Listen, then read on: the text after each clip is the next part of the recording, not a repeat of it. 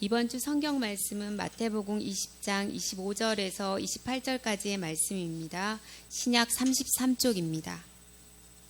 예수께서 제자들을 불러다가 이르시되 이방인의 집권자들이 그들을 임의로 주관하고 그 고관들이 그들에게 권세를 부리는 줄을 너희가 알거니와 너희 중에는 그렇지 않아야 하나니 너희 중에 누구든지 크고자 하는 자는 너희를 섬기는 자가 되고 너희 중에 누구든지 으뜸이 되고자 하는 자는 너희의 종이 되어야 하리라. 인자가 온 것은 섬김을 받으려 함이 아니라 도리어 섬기려 하고 자기 목숨을 많은 사람의 대속물로 주려 함이니라. 아멘. 우리 하나님의 은혜와 평강이 성도님들의 가정에 충만하시기를 바랍니다. 오늘 본문의 말씀도 예수께서 예루살렘을 향하여 가시는 길에 있었던 사건입니다. 예수님의 제자들은 예수께서 이번에 예루살렘에 가시면 틀림없이 왕위에 오르실 것이다 이렇게 생각을 했습니다. 그러니까 지금 예루살렘이 거의 다 가까워지고 있으니까 지금쯤은 조각이 끝나야 되지 않을까 아마 그렇게 생각했을 거예요. 지금쯤은 누구는 무슨 일을 맡고 누구는 무슨 일을 맡고 이렇게 신하들을 임명해야 되지 않을까 그렇게 생각했던 것 같아요. 그런데 예수께서 이것에 대해서 아무런 말씀도 없었습니다. 아마 제자들의 마음이 조급했을 겁니다. 그래서 20절에 보면 오늘 지금 말씀 봉독은 25절부터 했지만 20절부터 이 사건이 시작되거든요. 20절을 보시면 그때 세베대의 아들의 어머니가 그 아들들을 데리고 예수께 와서 절하며 무엇을 구하니 이렇게 말씀하고 있습니다. 세베대의 아들은 야고보와 요한입니다. 이 야고보와 요한 두 형제는 베드로와 함께 예수님의 수제자 그룹이었죠. 예수님의 제자들 중에 최측근이었거든요. 그 어머니가 예수님께 와서 무엇을 구했다 그랬어요. 무엇을 구했다 이렇게만 되어 있는데 마가복음에서는 조금 자세하게 이 여인의 청을 좀 길게 쓰고 있거든요. 거기는 뭐라 했냐면 선생님이여 무엇이든지 우리가 구하는 바를 우리에게 하여 주시기를 원하옵나이다 이렇게 이야기했어요. 이제 제가 뭔 이야기를 할 건데 제 입에서 나오는 말이 무슨 말이 됐든 다 들어주십시오. 대단한 정탁이죠. 백지수표를 요구했단 말이죠. 그러니까 이 여인은 자기 아들들이 예수님의 최측근 수제자들이고 또 본인 자신은 예수님하고 친척이거든요. 아마 이모 정도 될 것이라고 추정합니다. 그런 측근이기 때문에 이 정도의 부탁은 할 수 있다고 생각했던 것 같습니다. 정말 그랬을까는 모르겠습니다만은 여러분 이 백지수표를 요구하는 이런 부탁은 아무나 할 수 없겠죠. 하나님한테 기도드리면서 하나님 제가 지금부터 부탁하는 말씀은 무엇이든지 다 들어주셔야 합니다. 이렇게 기도할 수 있는 사람이 있다면 그 사람은 대단히 믿음이 좋아야 되겠죠. 얼마나 좋아야 될까요? 가령 내가 내 친구에게 너는 나하고 친하니까 내가 1,000만 원 돈을 요구하면 1,000만 원 정도는 어디다 쓸 것이냐 물어보지도 않고 무조건 줘야 된다. 그렇게 주장을 하려면 거꾸로 그 친구가 나에게 1,000만 원을 요구했을 때도 묻지 않고 줄 수 있어야 돼요. 내가 줄 수 있을 때 그 사람한테 그런 요구를 해야 된다는 거죠. 나는 그런 생각이 없으면서 상대방에게 그런 우정을 요구한다면 염치 없는 짓이죠. 마찬가지거든요. 우리가 예수님께 무엇이든지 우리가 구하는 바를 우리에게 해주시기 바랍니다. 이렇게 요청하려면 나도 역시 예수님의 명령이라면 무엇이든지 할 수 있다, 하겠다, 이런 순종할 각오가 되어 있어야 한다는 거죠. 이 여인은 그 순종의 각오가 있었는지 없었는지는 모르겠지만 적어도 나는 예수님하고 가까운 관계다, 그 정도 요구할 만큼 가까운 관계다, 이렇게 생각했던 것 같아요. 그래서 예수께서 이 여인에게 물으십니다. 21절을 보면 무엇을 원하느냐? 무엇을 원하느냐? 뭐라고 대답합니까? 나의 이 두 아들을 주의 나라에서 하나는 주의 우편에 하나는 주의 좌편에 앉게 명하소서. 임명해 주라. 우리 아들부터 먼저 임명해 주라는 거예요. 신하로 임명을 해주는데 그것도 보통 신하가 아니고 좌의정 우의정으로 임명해 주시라는 겁니다. 이 일이 있기 전에요, 제가 그 말씀을 건너뛰어 왔습니다만 마태복음 19장 28절을 보면 비슷한 이야기가 있기는 있었어요. 예수께서 그때 말씀하시기를 뭐라고 말씀하시냐면, 내가 진실로 너희에게 이르노니 세상이 새롭게 되어 인자는 예수님 자신을 말하지 않습니까? 내가 내 영광의 보좌에 앉을 때 나를 따르는 너희도 12 보좌에 앉아 이스라엘 12지파를 심판하리라, 이렇게 말씀하셨거든요. 그러니까 야고보와 요한은 예수님의 이 말씀을 잘못 이해해가지고 예수께서 왕이 되시면 우리들도 높은 신하가 돼서 이스라엘을 다스릴 것이다, 이렇게 이해했던 것 같아요. 근데 이거는 야고보와 요한뿐만 아니라 다른 제자들도 역시 마찬가지였거든요. 아마 이 여인의 청탁을 들으시고 예수님이 기가 막히셨을 거예요. 기가 콱 막히셨을 거예요. 18장 1절에서 18장에서 요 비슷한 이야기가 있었거든요. 기억하십니까? 다 까먹으셨죠? 저도 설교해놓고도 잊어먹고 그럽니다. 그때 뭐라 했냐면, 예수님의 제자들이 예수님 앞에 나와서 천국에서 누가 큽니까? 이렇게 물어봤어요. 그 말이 뭔 말이에요? 예수께서 왕국을 세우실 때 우리 중에 누구를 제일 높은 자리 주실랍니까? 그 말이거든요. 그때 예수께서 뭐라 했어요? 어린아이와 같이 자기를 낮추지 아니하면 천국에서 큰 자리 적은 자리가 문제가 아니라 천국 자체를 들어가지도 못한다고 말씀하셨어요. 그런데 또 이렇게 물어보는 거예요. 아마 기가 막히셨을 거예요. 대답하십니다. 22절을 보면 예수께서 대답하여 이르시되 너희는 너희가 구하는 것을 알지 못하도다.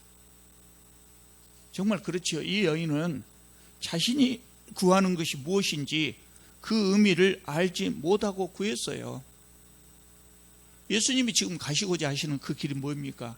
고난의 길이고 십자가의 길이거든요. 그 길을 가시려고 하는 거거든요. 그런데 야고보와 요한이 그 예수님의 좌우편에서 함께 하고 싶다는 거예요.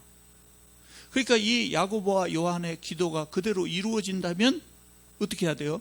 예수께서 십자가를 지실 때 야고보와 요한도 그 왼편 오른편에서 함께 십자가를 져야 한다고요. 야고보와 요한은 예수께서 가시는 길이 무엇인가를 잘 알지도 못하고 구했어요. 완전 동상이몽이죠. 사실 제자들은 예수님을 처음 만났을 때부터 예수께서 십자가를 지실 때까지 계속 동상이몽을 꿈꾸는 겁니다. 그래서 예수께서 너희가 구하는 것을 알지 못하는도다, 이렇게 말씀하신 거예요. 저는 이 말씀을 읽으면서 갑자기 기도가 생각났네요. 기도가 무슨 기도가 생각났을까요?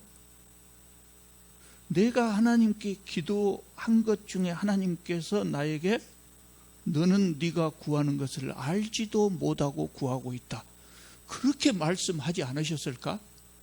아니, 틀림없이 여러 번 말씀하셨을 것 같아요.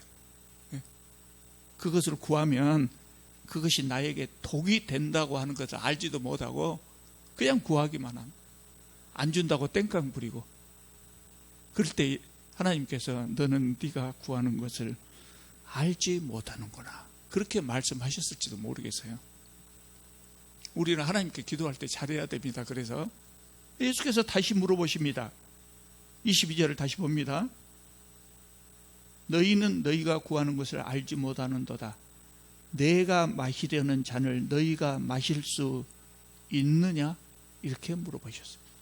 그러니까 야고보와 요한이 예수께서 마시려고 하는 잔이 무슨 잔인가를 알지도 못하고 자신 있게 이야기합니다.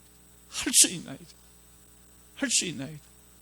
아마 이들은 뭘 생각했겠어요? 예수께서 마시려고 하는 잔은 왕이 되시는 것이고, 그러면 예수님의 예수께서 마시는 잔을 같이 마신다고 하는 것은 예수님의 신하가 돼서 세상을 통치하는 것, 이거 생각했던 것 같아요. 할 수 있나이다. 자신 있게 대답했어요. 그러니까 예수께서 대답하시기를 너희가 과연 내 잔을 마시려니와, 그래서 너희가 과연 내 잔을 마시려니와, 어쩐다는 이야기예요? 마실 것이라. 내가 마시려는 잔을 너희도 마실 수 있느냐? 그러니까 야고보와 요한이 할 수 있습니다. 그러니까 예수님이 너희가 말한 대로 너희들은 과연 내 잔을 마실 것이다, 이렇게 말씀하셨어요. 그 잔이 뭐예요? 고난의 잔, 죽음의 잔이었다고요. 그래서 실제로 야고보는 예수님의 12제자 중에 첫 번째로 순교를 당해서 헤롯의 칼에 맞아서 죽었습니다. 요한은 순교를 당하지는 않았지만 자기 수명대로 살았어요. 오래 살았어요. 그러나 마지막에 반모섬에 유배될 때까지 갖은 고난을 당했어요. 아마 이 사도 요한이 평생에 당한 고난을 생각해 본다면 차라리 일찍 죽은 야고보보다도 훨씬 더 고통스러웠을 거예요. 야고보와 요한은 자신들이 요구하는 잔이 무엇인지 알지도 못하고 구했지만 결국 그 잔을 마셨어요. 예수님은 그것을 미리 아시고 이렇게 말씀하신 것입니다. 그러나 예수께서는 그들이 원하는 자리는 보장하지 않으셨어요. 23절을 봅니다. 너희가 과연 내 잔을 마시려니와 내 좌우편에 앉는 것은 내가 주는 것이 아니라 내 아버지께서 누구를 위하여 예비하셨든지 그들이 얻을 것이니라, 이렇게 대답하셨어요. 그러니까 거절하신 것이죠. 자, 이렇게 해서 사태가 일단락 되는 것처럼 보였는데 더 큰 문제가 발생한 겁니다. 24절에 보면 10 제자들이 듣고 그 두 형제에 대하여 분이 여겼다 그랬습니다. 예수님하고 야고보와 요한, 그리고 야고보와 요한의 어머니, 그 네 사람 사이에 이렇게 대화하는 내용을 10 제자, 나머지 10 제자가 듣고 분이 여겼다 그랬어요. 성경에서는 매우 점잖게 표현했지만 분란이 싸움이 일어났다. 화를 내, 다른 10 제자들이 막 화를 냈다는 거예요. 왜 화를 냈을까요? 자기들도 그 자리를 노리고 있었거든요. 자기들도 똑같은 생각을 하고 있었거든요. 그런데 야고보와 요한이 선수 쳐버린 거예요. 화를 낸 거예요. 10 제자들 중에 누가 가장 크게 화를 냈을까요? 10 제자 중에? 뭐 성경에서는 안 나와서 모르겠습니다만은 우리가 충분히 예상할 수 있죠. 아마 베드로가 제일 크게 화를 냈을 것 같아요. 왜냐하면 베드로는 자기가 예수님의 3사람 수제자 중에 한 사람이었지만 그래도 자기가 반장 노릇을 한다고 생각했거든요. 이때까지 실제로 제자들의 대표 역할을 해왔고요. 그러니까 베드로가 생각할 때 예수님 다음 2인자는 당연히 나다, 이렇게 생각했겠죠. 근데 야고보와 요한이 먼저 선수치기를 2인자만 선수친 것이 아니라 3인자 자리까지 다 차지하겠다, 그러니 얼마나 화가 났겠어요. 아마 그날 화가 대단히 심하게, 제자들이 심하게 다퉜을 거예요. 그래서 예수께서 제자들을 불러다가 말씀하십니다. 그것이 아까 이제 봉독해 드린 25절의 말씀입니다. 다시 한번 보겠습니다. 예수께서 제자들을 불러다가 이르시되 이방인의 집권자들이 그들을 임의로 주관하고 그 고관들이 그들에게 권세를 부리는 줄을 너희가 알거니와 너희 중에는 그렇지 않아야 하나니 너희 중에 누구든지 크고자 하는 자는 너희를 섬기는 자가 되고 너희 중에 누구든지 으뜸이 되고자 하는 자는 너희의 종이 되어야 하리라. 여러분, 제가 설교할 때 제 말씀이 마음에 안 들면 그냥 가만히 계셔도 되지만 이렇게 중요한 하나님 말씀을 읽을 때는 아멘 해야 됩니다. 별로 달갑지 않는 말씀이지만 아멘 해야 돼요. 내가 각오를 하는 거예요. 내가 그렇게 한번 살아보겠습니다. 각오를 해야 되는 거예요. 예수님 말씀의 의미가 뭐예요? 하나님 나라는 세상하고 다르다는 거예요.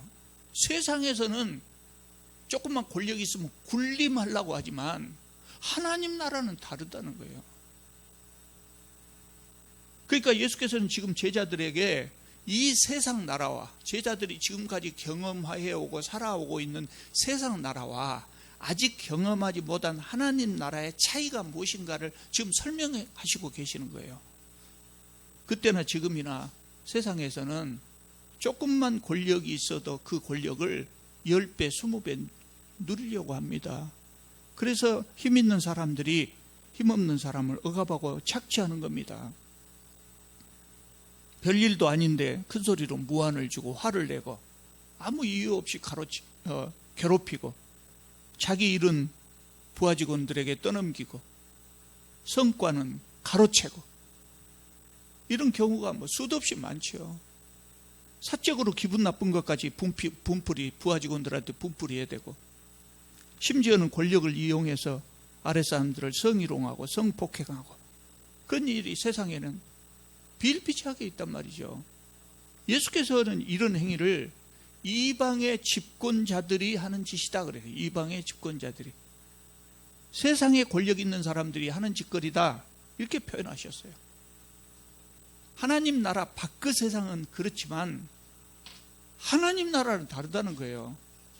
그러면 하나님 나라이어야 할 유대인 사회 달라야 되지 않겠습니까? 유대인 사회는 달라야죠. 하나님 나라가 돼야 되니까. 그러나 그때 이스라엘 종교 지도자들이 그런 모범을 보이지 못했어요. 이스라엘 종교 지도자들도 세상의 권력자들하고 똑같이 살았어요. 얼마나 권세를 부리고 살았는지 몰라요. 심지어는 길거리에 지나가면서도 나 바리새인이다, 나 사두개인이다 그런 표시를 하고 다닌다고요. 양반들이 조선조 때 양반들이 도포자락 휘날리면서 이렇게 일부러 휘휘 젖으면서 다녔듯이 그렇게 살았어요. 예수님의 제자들도 그런 세상 속에 살았던 거죠. 그러니까 그런 사고와 행동에 익숙해져 있고 젖어 있었던 거죠. 그러니까 예수님의 제자들도 그런 생각으로 예수님께 이런 것들을 구했던 것이죠. 예수께서는 이런 것은 하나님을 모르는 이방인들이나 하는 짓이다 이렇게 말씀하셨어요. 그러면 하나님을 아는 우리는 어떻게 해야 된다는 거예요? 그런 일 하면 안 된다는 거예요. 요새 지금 그런 행위를 아주 못된 행위로 보고 말하는 것이 소위 갑질한다 그러잖아요. 이제 갑질한다는 말이 너무나 일반화된 말이 돼서 이 정부 들어서 이런 갑질하는 행위를 못하게 하기 위해서 여러 가지 법이 지금 준비되고 있습니다만은 그래서 많이 세상은 좋아진 것 같아요. 그런데 정권이 바뀌면 어느새 또 그렇게 될지도 몰라요. 이방인들이 하는 짓거리라는 거예요. 그럼 하나님 믿는 사람은 어떻게 해야 되냐? 그래서 안 돼. 하나님 나라의 질서는 지위가 높을수록 더 많은 사람을 섬겨야 하고 으뜸이 되고자 하는 사람은 오히려 모든 사람의 종이 되어야 한다 이렇게 말씀하셨어요. 우리는 지금 담담히 듣고 있지만 이 말씀도 제자들에게 엄청난 충격을 줬을 겁니다. 충격을. 그때까지 누가 이런 생각을 했겠어요? 당연히 높은 사람은 누리고 살죠. 제자들이 아마 충격을 받았을 거예요. 지금은 경영학 교과서에도 종의 리더십이라고 하는 것이 소개되고 있고요. 또 오랫동안 기업을 경영해 본 사람들이 가부장적인 리더십보다는 어머니형 리더십이 좋다, 그런 연구 보고도 많이 나와 있고 실제 경험담도 많이 나와 있어요. 또 가깝게는 우리가 잘 아는 박항서 감독이 베트남 국가대표 축구팀을 맡아서 아버지와 같은 리더십으로 그 팀을 변화시켰다. 동남아시아 최고 팀으로 만들었다. 그렇게 전해지고 있지 않습니까? 실제로 그런 일이 있었고요. 그래서 지금은 이런 리더십을 가진 사람이 제법 많습니다. 스포츠 지도자뿐만 아니라 기업 경영한 사람들 중에도 제법 많습니다. 그래서 오늘 우리들에게 예수님의 이 말씀은 낯설지 않는데 예수님 시대의 사람들에게는 상상할 수 없는 파격적이고 매우 충격적인 그런 말씀이었어요. 제자들은 예수께서 세우실 나라에서 가장 높은 자리에 앉고 싶어 했지만 예수님은 그들에게 섬기는 자가 되라고 말씀하신 거예요. 그러니까 하나님 나라의 참된 지도자는 어떤 지도자입니까? 부하 직원들로부터 무엇을 얻을 것인가? 저놈들을 어떻게 부려먹을 것인가? 이런 생각하는 사람이어서는 안 된다는 거예요. 저 사람들이 일을 잘하도록 하기 위해서 내가 어떻게 저 사람들을 도와줄 수 있을까? 어떻게 저 사람들을 위로해 줄까?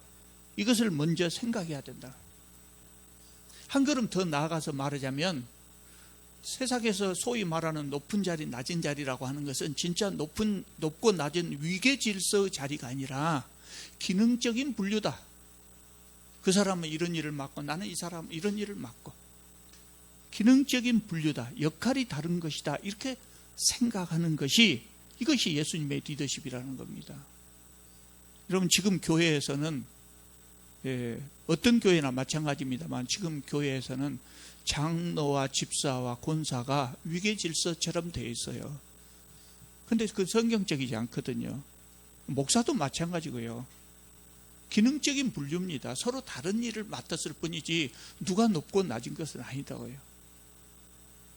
예수님의 리더십이 그거였어요.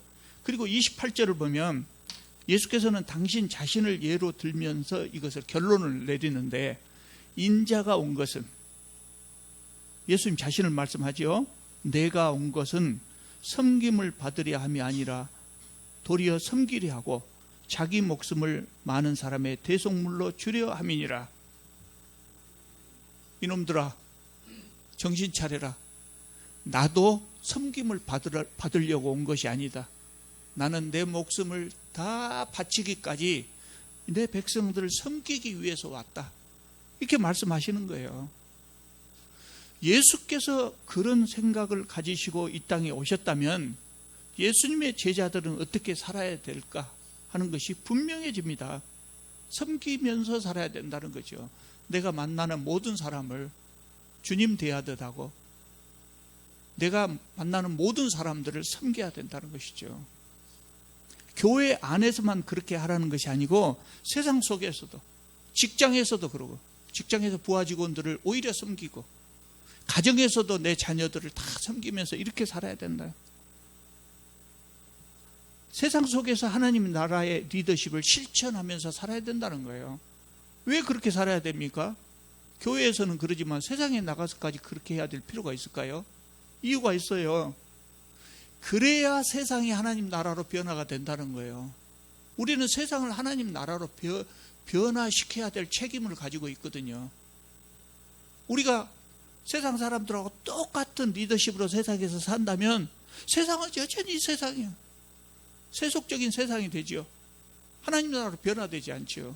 리더십만큼만이라도 하나님 나라의 방식으로 변화돼야 돼요. 그래서 우리는 그렇게 살아야 된다는 거예요. 야고보와 요한의 어머니는 자기 두 아들이 가장 높은 자리에 올라가기를 원했지만 하나님 나라에서 가장 높은 자리에 오를 사람은 누굴까요? 예수님의 말씀에 의하면 누가 되겠습니까? 참으로 겸손하게, 참으로 진실하게 남을 섬길 수 있는 자예요. 그런 자가 올라갈 수 있는 사람이라. 섬기는 척하는 사람이 아니라는, 참으로 겸손하게, 참으로 진실하게. 정말 어렵습니다. 여러분, 이 마음으로 세상에 나가서 이걸 실천하면서 살아도, 살기로 다짐하고 실제로 실천을 해도 얼마 안 가서 과거처럼 다시 되돌아가고 말아요. 계속해서 긴장하고 있지 않으면 다시 되돌아간단 말이죠. 그게 쉬운 일이 아니죠. 더군다나 세상의 문화가 그런단 말이죠. 어떤 사람들은 아랫사람을 그저 달달 볶고 큰 소리 내야 제대로 일한다고 이야기합니다. 좋게 대해주면 권위가 서지 않는다고 말합니다. 저는 한 40년 전에 이전 직장에서 대단히 권위적인 사람을 만난 적이 있어요. 그분은 부하 직원들이 숨도 제대로 쉬지 못할 정도로 억압을 합니다. 얼른 보면 그 사람이 그 조직을 완전히 장악하는 것처럼 보여요. 흔히 말하는 카리스마가 있는 것 같아요. 근데 실제로는 그렇지 않았어요. 부하 직원들이 그 사람이 있을 때는 복종하지만, 나도 그 자리에 있으니까 내가 알죠. 그 사람이 있을 때는 복종해요. 사실은 복종하는 것이 아니라 복종하는 척 하죠. 그러면서 속으로는 욕하고 무시하고 멸시하고 그랬습니다. 그 조직이 잘 돌아가겠습니까? 여러분, 어떤 조직이든지 조직의 구성원들이 월급 받은 만큼만 일하겠다라고 한다면 그 조직은 잘 돌아가지 않습니다. 조직이 잘 돌아가지 않거든요. 그저 수동적으로 일할 뿐이죠. 자진해서 일하지 않는단 말이죠. 또 어떤 사람들은 그렇게 이야기합니다. 성경은 비현실적이다. 성경은 그냥 성경일 뿐이다. 오래전에 나왔던 말씀이다. 그냥 비현실적이다. 더군다나 그걸 성경 말씀 어떻게 사업에 적용하겠느냐. 그건 어려운 일이다. 이렇게 말합니다. 그렇지 않아요. 세상의 경영자들 중에 성경 말씀대로 실천해서 소위 말하는 성경적 경영을 해서 성공한 사람들 많이 있습니다. 제가 경영학을 하기 때문에 성경적 경영에 대해서 오랫동안 많이 연구를 해왔거든요. 생각하고 연구하고 이걸 어떻게 하면 잘할 수 있을까. 성경 말씀을 우리 현장 경영에 반영해서 가서 기독 실업인들에게 강의도 많이 하고 그랬어요. 돼요. 처음에는 굉장히 어렵지요. 처음에는 굉장히 어렵습니다. 더군다나요, 지금은 더 잘할 수 있어요. 옛날하고 달라요. 왜냐하면 기업 환경이 바꿔졌어요. 인터넷 시대란 말이죠. 여러분, 점심 식사하러 가가지고 맛있는 거 먹으려고 하면 젊은 사람들은 당연히 핸드폰을 들고 맛집을 검색해요. 용봉동 맛집 딱 찍어보면 그게 쫙 나와버려요. 가짜로 나오는 데도 있어요. 근데요, 어떤 기업이 불량하게 경영을 한다 그러면 순식간에 전 세계로 퍼져 나가버려요. 그 기업은 살아남을 수가 없어요. 옛날에는 거짓으로 장사를 했어요. 그런데 지금은 그렇지 않아요. 그리고 어떤 기업이 정말 고객을 섬기면서 참 좋은 경영을 한다, 이런 소문이 나면 이 소문이 금방 세상으로 퍼져버려요. 그래서 이 21세기의 경영에서 가장 중요하게 생각하는 것은 윤리경영이거든요. 윤리경영. 팀 하스라는 건축회사가 있어요. 미국에 팀 하스라는 건축회사가 있는데 한국인 이민자 2세 하형록 회장이 세운 회사입니다. 이런 예가 수도 없이 많지만 오늘은 이분 한 분만 소개를 하겠습니다. 이 하형록 회장은 예수님의 말씀대로 섬기는 리더십을 실천한 사람이에요. 심지어 그분이 쓴 이 책을 읽어보면 자기가 예수님의 섬기는 리더십을 적용해서 이렇게 했다, 그렇게 생색내려고도 하지 않아요. 자기 기업한 이야기만 나오는데 내가 읽어보니까 정말 이분은 섬기는 리더십을 실천하다. 고객과 직원들을 섬기는 것이 몸에 밴 사람이에요. 이분이 세운 팀하스라고 하는 건축 설계회사인데 이 설계회사는 세계적인 건축 설계회사가 됐어요.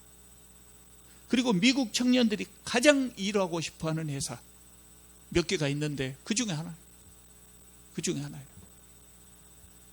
그래서 이분은 예수님의 말씀대로 순종하면 돈도 벌 수 있다 하는 걸 증명했어요.